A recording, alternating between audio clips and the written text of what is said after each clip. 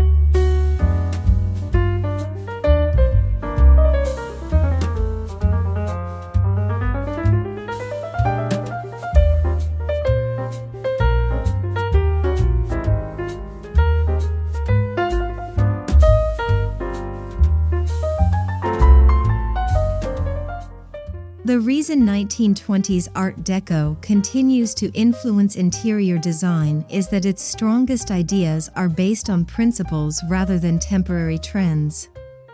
Proportion, symmetry, craftsmanship, contrast, repetition, and material quality remain relevant regardless of the decade. These principles can be applied to apartments, houses, studios, and even individual rooms. They also work across different budgets because the concept is more important than the price of the object. A carefully chosen second-hand mirror can create more character than an expensive generic decoration. A well-positioned lamp can change the atmosphere more effectively than a room filled with accessories. Small spaces particularly benefit from timeless design because every decision becomes more visible. In a large home, an oversized or poorly chosen object might disappear among other elements. In a tiny apartment, the same mistake can dominate the entire room. This makes editing essential. Before adding something, consider whether it provides function, beauty, storage, texture, history, or emotional meaning. If it provides none of these, it may not deserve valuable space. This approach naturally creates a more sophisticated interior because the room becomes defined by intentional choices rather than accumulation.